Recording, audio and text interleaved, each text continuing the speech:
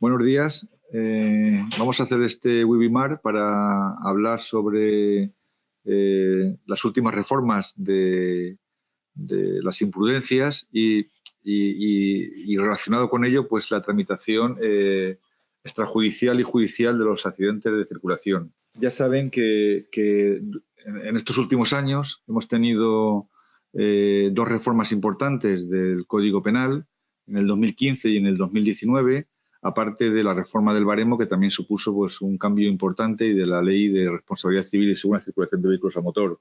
Estábamos todos más o menos cómodos con el juicio de faltas, que era un procedimiento sencillo, un procedimiento fácil, un procedimiento en el que tanto las víctimas como las aseguradoras pues realmente llegábamos a acuerdos incluso antes de acabar el procedimiento. El 90% de los juicios de faltas, como saben, se transaban extrajudicialmente sin llegar a juicio, con el informe del forense, con el atestado y demás. Y bueno, la verdad es que la reforma de 2015 pues, nos complicó un poco las cosas, ¿no?, en la tramitación de siniestros.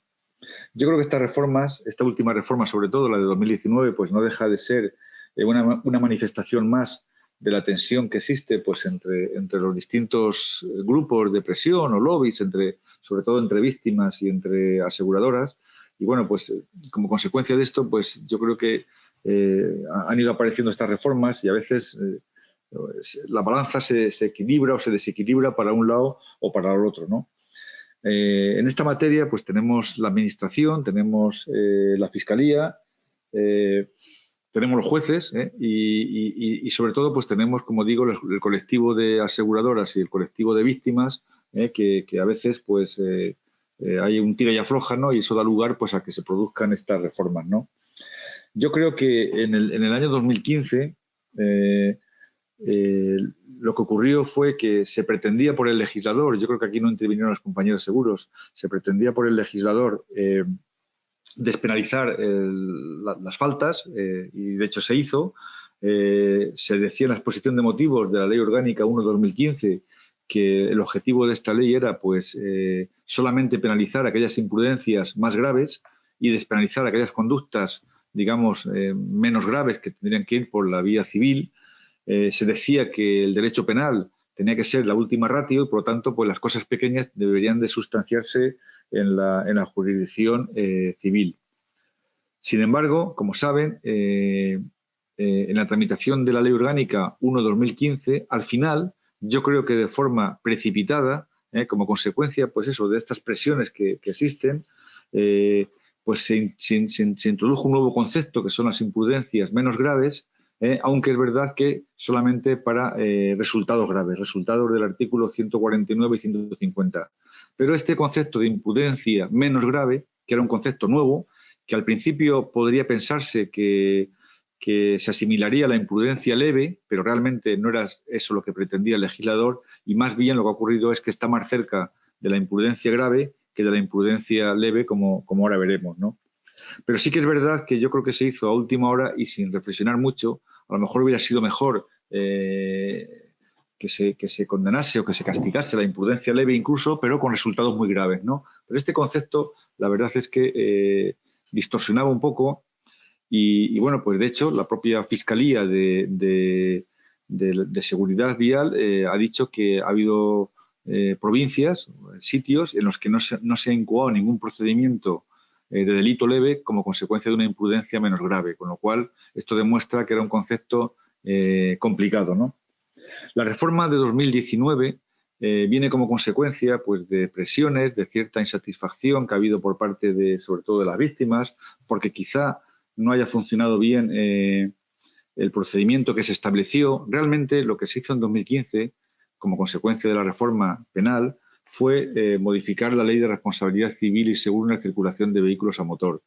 ¿Qué se hizo? Pues muy sencillo. Aquellos beneficios que tenía el juicio de faltas, sobre todo atestados y sobre todo el forense, se pretendieron trasladar a la fase extrajudicial, al artículo 7 de la Ley de Responsabilidad Civil y Segura en la Circulación de Vehículos a Motor. Con la finalidad esa, si el juicio de faltas estaba funcionando bien, aunque se estaba utilizando una vía inadecuada, porque realmente el juicio de faltas lo que se pretendía en el fondo era conseguir una indemnización civil y se estaba utilizando un procedimiento penal, pues lo que se dijo es, vamos a ver si trasladamos estos beneficios a la vía extrajudicial, al artículo 7, metemos a los forenses, metemos los atestados, etcétera, pues conseguimos lo que estábamos consiguiendo en el juicio de faltas y ahora lo hacemos en un procedimiento extrajudicial. Ese era un poco el objetivo que se pretendía, pero realmente, como todo el mundo sabe, pues esto, por distintos motivos, los jueces quizá hayan archivado de más, no hemos entendido o no se ha entendido la imprudencia menos grave, los forenses pues carecían de medios, no se han adaptado quizá a este procedimiento extrajudicial que es fuera del juzgado, en fin, pues una serie de cosas. Las compañías de seguros, sobre todo al principio, pues tampoco, al haber dos reformas importantes, el baremo y la despenalización y el artículo 7, pues no captaron bien la reforma y costó trabajo hasta que las compañías pues han empezado, con la ayuda también de la Comisión de Seguimiento, que empezó a establecer criterios para interpretar el artículo 7, han tardado tiempo en reaccionar también. La cuestión es que al final, pues debido a ciertas presiones que ha habido, ha dado lugar a esta reforma de 2019, que a mi juicio le pasa un poco lo que pasó en 2015, ¿no? ¿Qué pasó? Que la reforma de 2019 se inicia como consecuencia de un atropello a un ciclista por parte de un camión, que lo atropella en un arcén y se da la fuga, ¿no? El juez archiva porque entiende que no existe imprudencia penal y archiva porque tampoco se dan los supuestos del delito de omisión del deber de socorro.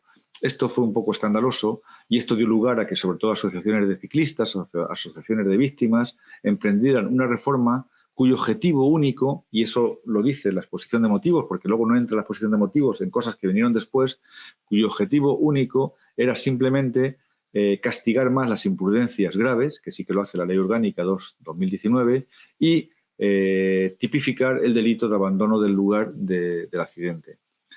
¿Qué ha ocurrido? Pues que lo mismo que pasó en 2015, a última hora, sin haber reflexionado, a mi juicio, demasiado tampoco sobre esta materia, se incluyó o se definió la imprudencia menos grave, que eso se puede entender, se equiparó la imprudencia menos grave a las infracciones de la Ley de Tráfico y Seguridad Vial, en concreto al artículo 76, las infracciones graves, aunque se dijo que debía del juez estimar si realmente esa infracción grave era punible penalmente o no. Pero quizá lo más importante que se hizo fue que se incluyeron dentro de la imprudencia menos graves, cosa que no se había hecho en 2015, se incluyeron las lesiones del artículo 147.1 del Código Penal, que son las lesiones que conllevan, además de primera asistencia, tratamiento médico o quirúrgico. Claro, esto era lo que, este tipo de lesiones son las típicas de los accidentes de circulación y lo que se pensaba es que iban a volver otra vez los accidentes de circulación a la vía penal. Hubo quien dijo que más del 80% de los accidentes con esta nueva regulación volverían a la vía penal. La verdad es que ha pasado todavía poco tiempo quizá y bueno, pues todavía no se nota mucho la reforma. Parece ser que los jueces siguen archivando, parece ser que los jueces no se han creído mucho la reforma, ahora diré por qué, y la cuestión es que pasados unos meses la cosa está como muy parada, ¿no? Ayer escuché a un fiscal de seguridad vial del País Vasco que decía, le preguntaba yo por esto, que parece que no ha cambiado nada con la Ley Orgánica 2/2019, y este señor decía que, bueno, pues que había habido una inercia de los jueces a archivar, de los fiscales a no denunciar, las propias policías locales habían quitado unidades de atestados porque ya no era imprescindible hacer atestados y, por lo tanto, la reforma de 2015 dio lugar a una inercia que ahora pues va a costar trabajo el volver para atrás, ¿no? Pero sí que es verdad que las cosas seguramente cambien, no el 80%. Aquí en Madrid, por ejemplo, los datos que tengo es que pues, se está archivando bastante por parte de los jueces, pero está pendiente, porque ha habido muchos recursos, está pendiente de que la audiencia provincial se pronuncie sobre muchos casos, ¿no? Y veremos a ver cuando pase un poco más de tiempo, cuando sobre todo la audiencia provincial de las distintas provincias se pronuncie, veremos a ver qué impacto va a tener esta reforma última de 2019. Por otro lado, los jueces yo creo que entendieron que en 2015 se habían despenalizado la mayoría de los accidentes de tráfico, entendieron también que el Código Penal se podía considerar como la última ratio y solamente se castigaban, como decía la exposición de motivos de la Ley 1/2015, aquellas imprudencias más graves, y por lo tanto, durante estos años han tenido una tendencia a archivar prácticamente todo y, como le acabo de contar, pues siguen en esa tendencia de seguir archivando pues la mayoría de los accidentes de circulación.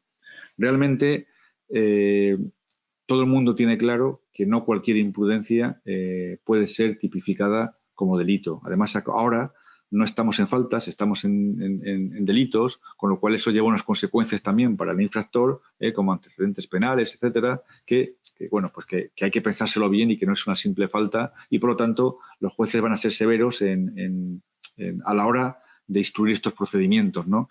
Hemos visto algún auto de inadmisión de denuncias en alguna ciudad, donde se ve claramente pues, que los jueces dicen que este es un procedimiento, el procedimiento por delitos leves, que no hay fase de instrucción y que, bueno, pues que o queda muy claro los dos parámetros que se tienen que tener en cuenta, queda muy claro que la imprudencia tiene cierto nivel, no grave, pero que sea menos grave. Ahora veremos cómo se define o cómo se está entendiendo la imprudencia menos grave.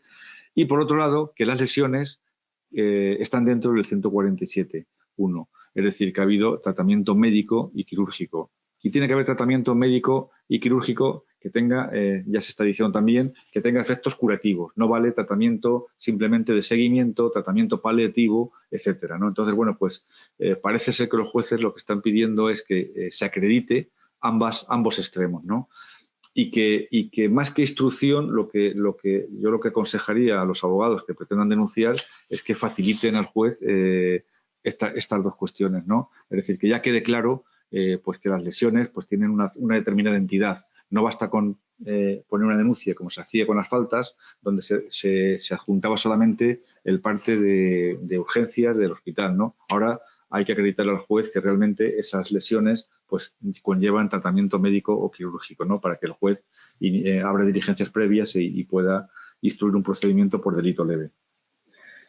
Hay muchos abogados de víctimas que tampoco están muy de acuerdo con la reforma, que son críticos con la vía penal, porque entienden que los forenses pues, no están valorando suficientemente bien y, por lo tanto, es posible que no utilicen esta vía.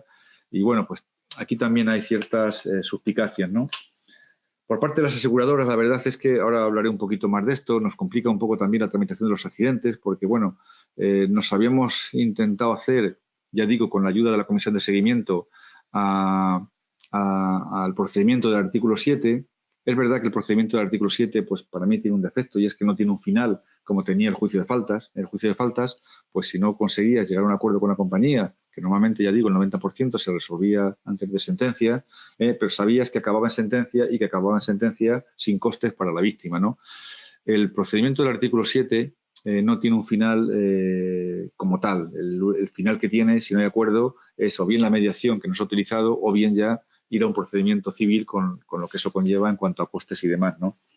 Entonces, las aseguradoras, como digo, en general, pues nos habíamos acostumbrado al artículo 7 y ahora el hecho de volver otra vez a la vía penal, pues hombre, nos complica la cosa porque bueno, pues, por ejemplo, si seguimos el procedimiento del artículo 7, porque la ley nos dice que tiene que la compañía tener una actitud diligente, etcétera, etcétera, y se va al forense y hay un informe también del forense a la vía penal, pues cuál es el válido de los dos, ¿no? O si se archiva la vía penal, ¿es necesario no reclamación previa otra vez para ir por el procedimiento del artículo 7? Bueno, pues digamos que ahora tenemos, o podríamos tener, si es que realmente se instruyen procedimientos de tráfico en vía penal, dos procedimientos, y bueno, pues ya digo que nos habíamos acostumbrado a uno, ¿no?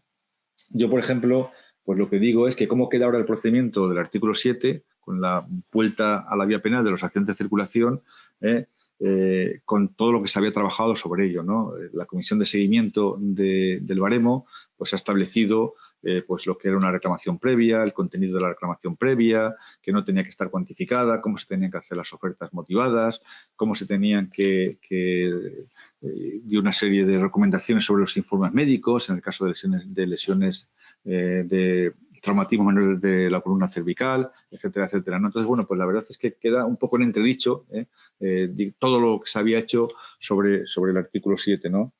Yo la verdad es que creo que hubiera sido mejor buscar una solución, un final a ese artículo 7, un final que hubiera sido gratuito que debiera ser gratuito para las víctimas y que pues una especie de procedimiento civil tipo juicio de faltas que teníamos antes, una vez que las partes no llegan a un acuerdo, algo así, pero resolverlo siempre después del artículo 7 y no volver otra vez a penalizar los accidentes de circulación. Quizá uno de los fallos, a mi juicio, que ha habido es que realmente el gran beneficio del juicio de faltas era la intervención de los forenses, y eso era lo que provocaba el que se transase el 90% de los accidentes que iban por la vía penal. ¿Qué ha ocurrido? Que los forenses no actuaban en el artículo 7, en la oferta y respuesta motivada, como en la vía penal. Es decir, el forense no te veía al principio, no te veía en el artículo 7, no te veía si hay respuesta motivada. Se han planteado bastantes problemas cuando las compañías rechazaban los accidentes porque entendían que no había relación de causalidad, que en ese caso ya no podían ir al forense. Es decir, quizás si se hubiese trabajado más en darle entrada o en hacer algo en el procedimiento de oferta y respuesta motivada similar a lo que había en el juicio de faltas, pues seguramente no hubiera habido los problemas y las quejas que ha habido estos últimos años, ¿no? Bien, como les decía, pues ahora se plantea, por ejemplo, con respecto a las aseguradoras, si van a denunciar por su cliente en virtud de la reclamación de daño, de la garantía de reclamación de daños y defensa jurídica. Las compañías en general creo que no están denunciando. Entiendo que si su asegurado lo pide, pues tendrán que hacerlo, porque siempre que haya razones y haya viabilidad de esa denuncia, pues lo tendrán que hacer. Como he dicho antes, plantea problemas ahora a las compañías la doble tramitación de los accidentes. Si, por ejemplo, se denuncia en la vía penal, la compañía tiene que seguir con el procedimiento del artículo 7. Yo entiendo que sí. Yo entiendo que independientemente de que se reclame o no se reclame en los términos del artículo 7, la compañía tiene el deber de diligencia, el deber de intentar hacer lo posible por cuantificar el daño, por hacer un seguimiento al lesionado y, por lo tanto, pues en base a ese deber, las compañías debieran de seguir, y creo que lo hacen, con el procedimiento del artículo 7, con independencia de que se denuncie o no se denuncie. Podría ser bueno, y de hecho ha habido ahora una resolución de la Comisión de Seguimiento del 17 de septiembre de 2019 en el que se recomienda a los abogados que cuando denuncien en vía penal que lo notifiquen a la compañía para que la compañía tenga conocimiento y para que la compañía pueda intentar pues resolver el accidente. También se plantea, como he dicho antes, pues si hay archivo penal, es necesaria la reclamación previa a la compañía como requisito de procedibilidad para, en su caso, ir a la vía civil. Hombre, parece que sí, es decir, parece que una cosa es la vía penal y otra cosa es el procedimiento del artículo 7. La denuncia no parece que equivalga, salvo que así lo dijese la ley, a la reclamación previa que establece el artículo 7 como requisito de procedibilidad. Y bueno, pues lo que más influye a las compañías de seguros es la nueva regulación, como he dicho antes, de la imprudencia menos grave, que es por donde se pueden canalizar la mayoría de los accidentes de circulación. Ya digo que el porcentaje que se decía al principio, en marzo, en abril, en mayo, cuando empezábamos a explicar esta modificación, pues hasta ahora no se ve quizá por lo que yo les decía de esa inercia de archivar o de esa inercia de no levantar atestados de los juzgados, de los fiscales, de las policías locales, etcétera. Y bueno, pues aquí se plantean ahora dos problemas. Veremos a ver qué pasa con el tiempo, ¿no? Dos problemas con el tipo penal de la imprudencia menos grave. Uno es la definición, es decir, qué es imprudencia menos grave. Yo creo que a la hora de determinar, está claro, y yo creo que eso no hay ninguna duda, de que la imprudencia menos grave no es la imprudencia leve que estábamos acostumbrados. La imprudencia menos grave, también por el significado o de las exposiciones de motivos de tanto la Ley Orgánica de 2015 como de la de 2019 de reforma del Código Penal, parece que se entiende que la imprudencia menos grave es una degradación de la imprudencia grave, pero no es una imprudencia leve. Durante estos años pues ha habido bastantes trabajos o incluso las sentencias. Hay una sentencia muy buena que es la sentencia del caso Madrid Arena, donde el Tribunal Supremo entra en los conceptos de imprudencia grave, de imprudencia menos grave y de imprudencia leve. Y en cuanto a la imprudencia menos grave, lo que dice el Tribunal Supremo es que en este caso se infringen las normas de cuidado que respetaría, digamos, un ciudadano medio. En la imprudencia grave se infringen las normas de cuidado que respetaría el ciudadano de los más descuidado. Sin embargo, la imprudencia menos grave es aquella que respetaría un ciudadano medio, ¿no?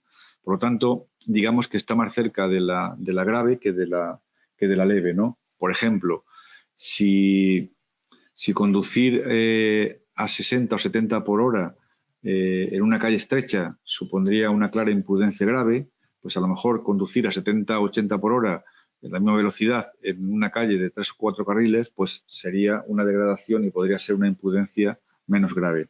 En todo caso, tenemos que tener en cuenta a la hora de interpretar las imprudencias que debemos partir también pues, de principios generales de la seguridad en el tráfico, principios generales de lo que se entiende como riesgo permitido, en función de cómo va avanzando la sociedad, en función de los avances tecnológicos. El concepto de riesgo permitido a la hora de calibrar o a la hora de interpretar las imprudencias pues va cambiando. Hace 30 años una señora iba de ocupante del coche, iba de copiloto y llevaba el niño en brazos en el asiento de copiloto. Eso se entendía en ese momento, en ese concepto de riesgo permitido, pues que eso no era ninguna imprudencia. Eso evidentemente actualmente se consideraría como una imprudencia grave el que un niño vaya en el asiento de delante con la madre, ¿no? Entonces, bueno, pues este concepto, como digo, de riesgo permitido va cambiando con el paso del tiempo. Las normas, el concepto de imprudencia menos grave en este caso, pues hay que irlas interpretando, pues de acuerdo con el artículo 3 del Código Civil, en función de la realidad social de cada momento. Y como les decía, pues hay una serie de principios que hay que tener en cuenta pues a la hora de interpretar las normas, ¿no? Como puede ser, por ejemplo, el principio de conducción controlada, el principio de conducción segura, el principio de confianza. Todos esperamos que los demás también reaccionen correctamente, y si no es así, pues a lo mejor la imprudencia no es mía, sino que es una reacción distinta a los demás. Principio de protección, sobre todo principio de protección a los colectivos más vulnerables. Si pasamos cerca de un colegio, pues evidentemente hay que extremar las precauciones. Me contaban ayer que en algunas ciudades o determinados barrios donde vive población más mayor, pues existen normas de circulación más estrictas en cuanto a que no se puede circular más de 30. Bueno, pues ese es el principio de protección, ¿no? De que esos colectivos mayores, en este caso, o niños o colegios que son más vulnerables, pues hay que exigirle mucho más al conductor de un vehículo. Por lo tanto, a la hora de interpretar el concepto de imprudencia menos grave, pues tendremos que tener en cuenta todas estas circunstancias, o el juez tendrá que valorar todas estas circunstancias. En todo caso, como digo, la imprudencia menos grave ahora, en la reforma de 2019, se ha asimilado a las infracciones graves de la Ley de Tráfico y Seguridad Vial. Es decir, todo el mundo coincide que son simples indicios de que una sanción de tráfico, una infracción de tráfico, puede ser calificada como imprudencia menos grave desde el punto de vista penal. Sin embargo, como saben, pues hay una coletilla al final del artículo que dice valorada la entidad de la infracción de tráfico por el juez. Es el juez al final el que tiene que ponderar si esa infracción de tráfico reviste los caracteres punibles para considerarla como imprudencia penal, como imprudencia menos grave. ¿A qué va a recurrir el juez para eso? Pues a los criterios que se utilizan en la vía penal, en la jurisdicción penal, de imputación objetiva. Es decir, la imputación objetiva es que no solamente tiene que haber una causalidad, digamos, física, sino que tiene que haber también una causalidad jurídica. Es decir, tiene que haber un reproche en base, por ejemplo, pues a esos principios que yo les decía, un reproche penal a la hora de poder condenar a una persona por una infracción de tráfico. Por lo tanto, siempre va a existir esa salvedad por parte del juez a la hora de ponderar si esa infracción administrativa puede tener consideración de imprudencia penal o no. Hay infracciones que claramente no son subsumibles en el tipo, pues por ejemplo no llevar el cinturón de seguridad, no someterse a las pruebas de alcohol, las placas ilegibles, conducir con inhibidores. Todo ese tipo de infracciones no tienen nada que ver con la imprudencia penal y por lo tanto no están subsumibles en el tipo. Luego hay una serie de infracciones que son más claramente, que son imprudencias casi siempre incluso graves, pues atropello en pasos de peatones, saltarse semáforos rojos, adelantar indebidamente en un cambio de rasante, por ejemplo, todo ese tipo de cosas que son realmente imprudencias graves. Es verdad que con el juicio de faltas, muchas de estas imprudencias graves se tramitaron como juicio de faltas, porque lo que interesaba era la satisfacción, digamos, de la pretensión civil, ¿no? Y ahora nos cuesta entender que atropellar a una persona en un paso de peatones es una imprudencia grave, pero es que lo es decir, no puede ser otra cosa. Incluso, ya digo, no es ni siquiera menos grave, sería grave o saltarse un semáforo en rojo, ¿no? Habrá que ver también determinadas circunstancias para calificarla como grave o como menos grave, ¿no? Pero estas imprudencias, como digo, casi siempre van a ser graves. Y luego, los supuestos que quizás sean los más frecuentes en los accidentes de circulación, que son estos supuestos dudosos, como por ejemplo las colisiones por alcance. Si las colisiones por alcance normalmente, salvo que se vaya a excesiva velocidad y demás, pues van a ser supuestos siempre dudosos y que van a estar en la frontera entre la imprudencia leve y la imprudencia menos grave, ¿no? Muchos de estos colisiones por alcance, las típicas de que vas despistado y le das al delante que ha frenado, pues van a ser imprudencias leves y por lo tanto van a estar despenalizadas. Dar marcha atrás, por ejemplo, podrían ser supuestos también que están en esa frontera, o por ejemplo las rotondas. En muchos casos las colisiones en rotondas pues van a ser calificados como imprudencias leves y por lo tanto van a estar despenalizadas. Bien, en cuanto al otro elemento del tipo que yo les decía, en cuanto a las lesiones, pues quizá lo más llamativo de la reforma de 2019 es que se incluyen dentro de las imprudencias menos graves las lesiones que podríamos denominar leves, que son las del 147 del Código Penal, con 147.1, que son aquellas que requieren primera asistencia, más tratamiento médico o quirúrgico. Ya ha habido jurisprudencia que establece pues, que para que estas lesiones estén tipificadas como tales, pues tiene que ser que ese tratamiento sea curativo y no basta pues, un mero tratamiento de vigilancia o de evolución. Pongo el caso, por ejemplo, de una rotura de tibia, por ejemplo, que te pone una escayola, ¿no? Pues si la rotura es limpia y simplemente conlleva el poner una escayola y al mes te quitan la escayola, y pues el tratamiento que ha habido no parece que se pueda considerar un tratamiento curativo, un tratamiento médico, quirúrgico, sino más bien un tratamiento, como digo, evolutivo o paliativo, y por lo tanto esa lesión no estaría dentro del 147.1. Sobre esta materia, pues durante estos años, antes cuando teníamos las faltas, pues hay toda una jurisprudencia muy diversa también en función de las audiencias provinciales. Yo tengo aquí algunos datos de, pues, por ejemplo, puntos de sutura.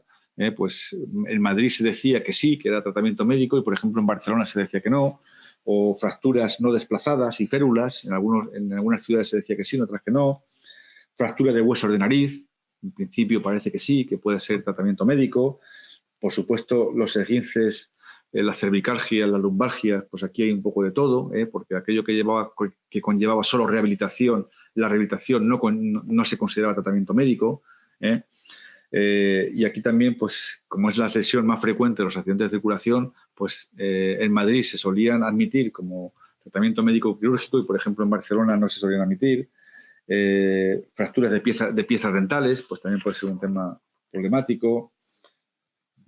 Analgésicos, bueno, pues yo he visto algunos casos en los que si el analgésico es un paracetamol, pues se entiende que no, que eso simplemente es paliativo o es evolutivo, ¿no? Ahora bien, si es un ibuprofeno, que ya es un poco más fuerte, pues sí que se puede considerar tratamiento médico, ¿no? Bueno, pues esta disputa la vamos a tener en cualquier caso, y bueno, pues veremos a ver qué va diciendo la jurisprudencia sobre esta materia, ¿no?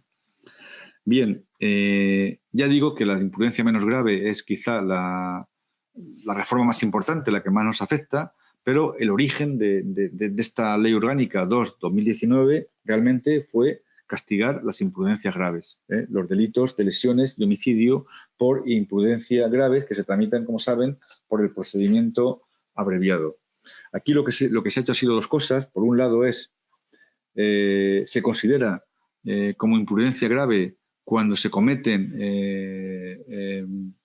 cuando se da el tipo del 379, cuando se va bajo los efectos de drogas, alcohol, o cuando se circula a las velocidades que establece el artículo 379 del Código Penal, Es decir, los delitos estos de riesgo contra la seguridad vial, conducir a exceso de velocidad, que en ciudades es más de 60 kilómetros por hora y fuera de ciudades, en vías interurbanas, más de 80 kilómetros por hora, o conducir bajo alcoholemia, o quizá también pues el 381, 382, etcétera, pues que se va a considerar en todo caso como imprudencia grave en el caso de que concurra el delito contra la seguridad vial con el delito de imprudencia, con un delito de daños o de resultados con el de riesgo, ¿no?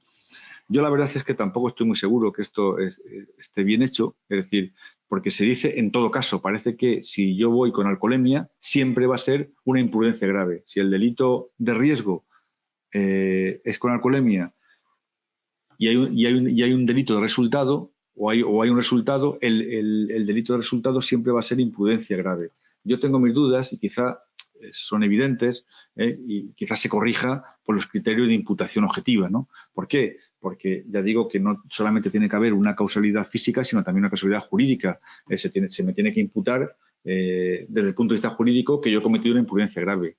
El caso es cuando haya cuando se rompa el curso causal por un tercero, por la propia víctima. Si yo voy con mi coche, voy con alcoholemia, pero es el cruce a un peatón inopinadamente, repentinamente, y es él que me atropella a mí, no parece que entonces se pueda calificar o se pueda imputar al conductor infractor como imprudencia grave, porque ha habido un curso causal, que es un tercero, que es la víctima en este caso, que degrada la imprudencia del conductor y, por lo tanto, convierte esa imprudencia pues, en imprudencia menos grave o ni siquiera eso, ¿no? Al margen del delito de riesgo de conducir bajo los efectos del alcohol. Y luego, por otro lado, también se han agravado las penas, que como he dicho ya un par de veces por lo menos, ese era el objetivo que tenía la reforma de 2019, que era agravar las penas de estos delitos, era penalizar más los delitos de imprudencia grave, ¿no? Y se han agravado las penas cuando el resultado es de varios fallecidos o de un número indeterminado de fallecidos, etcétera, ¿no? Yo creo que aquí pues los jueces aplicarán este artículo de manera muy restrictiva porque realmente a una persona pues las penas en estos casos, que no olvidemos, son imprudencias, pueden llegar hasta los 9 años, ¿no? Entonces, claro, para imponer una pena de 9 años por un delito de imprudencia, pues, hombre, tiene que ser realmente que haya una situación de riesgo evidente, de imprudencia evidente y de que haya un número elevado de fallecidos o de lesionados muy graves, ¿no? Entonces, bueno, pues este era un poco el objetivo de la reforma, ¿no? Y luego, el otro objetivo era el nuevo delito de abandono del lugar del accidente. Sigue existiendo el delito de omisión del deber de socorro, pero como saben, este delito no se cumple en el caso en el que realmente fallezca la víctima o realmente no se pueda, digamos, dar ese socorro, ¿no?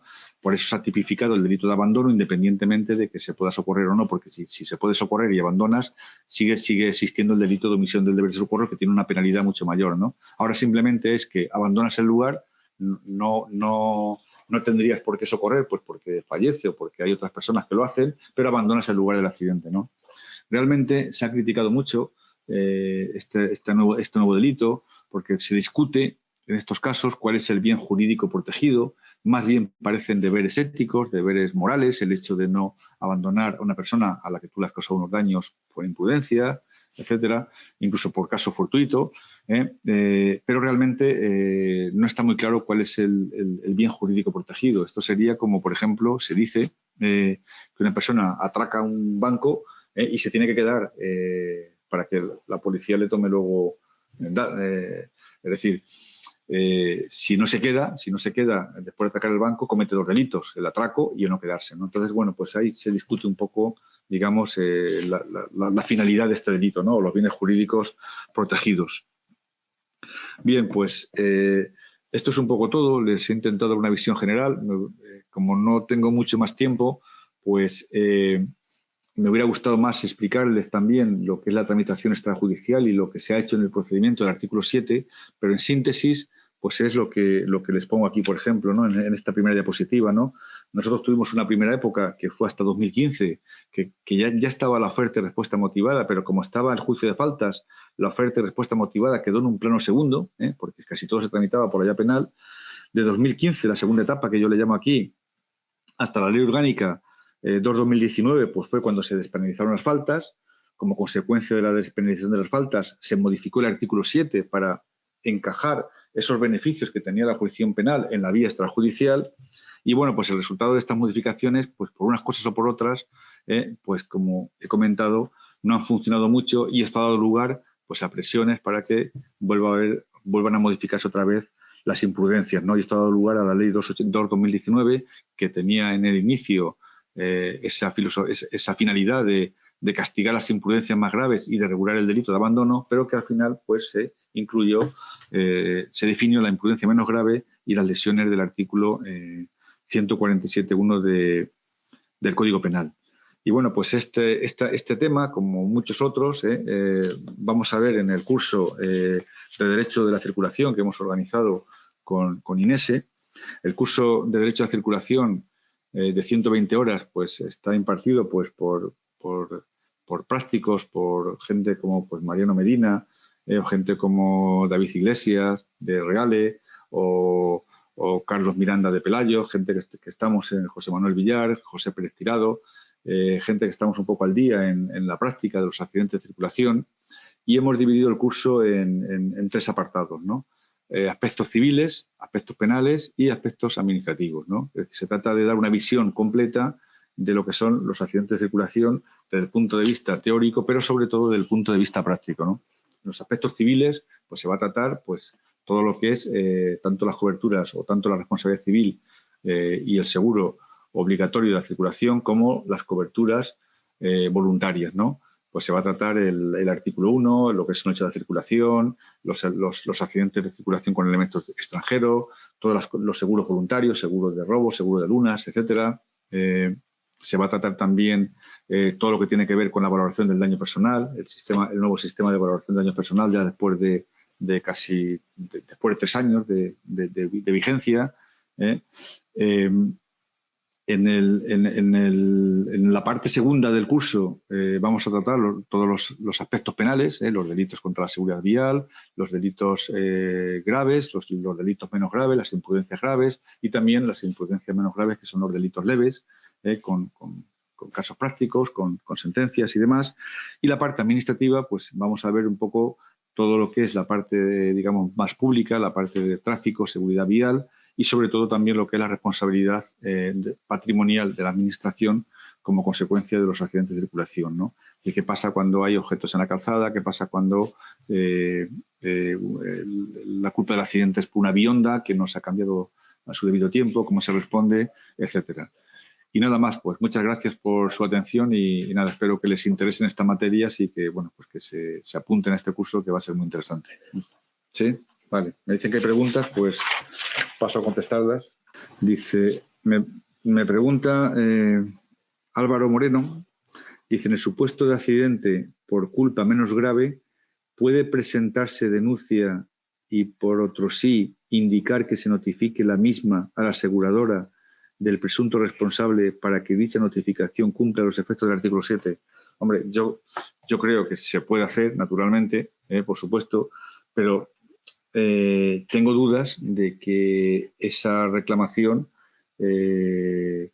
cumpla con los requisitos que establece el artículo 7. Es decir, el artículo 7 no ha sido derogado y la reclamación tiene que tener un contenido, se tiene que identificar el accidente, se tiene que aportar la documentación médica, etcétera, etcétera, y tiene que tener un contenido mínimo que establece la ley. Por lo tanto, dudo que equivalga a la reclamación previa. Eso no quiere decir que la compañía no deba de empezar a actuar también, pero a efectos de procedibilidad, del requisito de procedibilidad que establece el artículo 7, pues dudo que eso sea suficiente. Eso habrá que ver cada caso, pero realmente el artículo 7 es claro en cuanto al contenido de la reclamación. Y bueno, si realmente se notifica a la compañía, claro, al final, si tú pones una denuncia y la denuncia cumple más o menos, que seguro que lo hace, con la reclamación, con los requisitos de la reclamación, y al final se notifica a la compañía, pues en ese caso a lo mejor pues entiendo que sí, ¿no? Que si realmente se llega a notificar a la compañía de la denuncia, pues entiendo que puede equivaler, ¿no? Me preguntan por aquí, ¿cree que sería beneficioso incluir juzgados especializados en tráfico?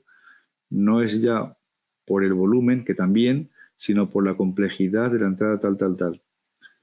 Bueno, yo creo que esto es un debate de toda la vida. Yo ya llevo años en esto y ya se habló hace muchos años de crear tribunales especializados. Yo lo veo muy complicado y lo veo muy complicado porque en materia de tráfico no solamente estamos hablando de la jurisdicción penal, sino que hablamos también de la jurisdicción civil, de la jurisdicción contenciosa, de la jurisdicción incluso laboral. Se podría plantear en la jurisdicción laboral un accidente de tráfico cuando el empleador, el empresario, es el propietario del vehículo y es el empleador del causante, por ejemplo. Es decir, que intervienen todas las jurisdicciones y no es fácil el determinar el que unos jueces especializados en qué, en penal, en civil, en contencioso, no lo veo fácil. La verdad es que últimamente no se habla de esto. Sí que es verdad que hace unos años se habló mucho, pero últimamente no se habla de los jueces especializados en tráfico, ¿no? Claro, aquí me dice, ¿cree que los jueces penales, digamos, hacen matemático que la imprudencia menos grave se equipare a las graves administrativas? La respuesta motivada, bueno, yo creo que esto está superado, es decir, el juez penal no va a equiparar de manera automática la infracción administrativa con la imprudencia penal, es decir, porque la ley lo dice claro, la ley dice apreciada la entidad de la infracción por el juez, es decir, el juez tiene que ponderar si realmente esa infracción administrativa tiene relevancia penal o no tiene relevancia penal. ¿En función de qué? Pues de esos principios que yo les decía, en función de las circunstancias, en función de todo lo que concurra, ¿no? Pero que haya una equiparación automática, creo que no. Lo que hay es lo contrario, es decir, lo que hay es una tendencia a archivar. Quizás esa tendencia a archivar sea como consecuencia de lo que les decía hace un momento, como consecuencia de esa inercia que hemos tenido estos 3 últimos años, o estos 3 años y medio últimos, ¿no? Que ha habido una tendencia a archivar prácticamente todo porque estaba casi todo despenalizado y ahora cuesta el volver otra vez, digamos, a dar marcha atrás, ¿no? Entonces, no creo que de ninguna manera haya una equiparación automática de las infracciones de tráfico con las imprudencias penales.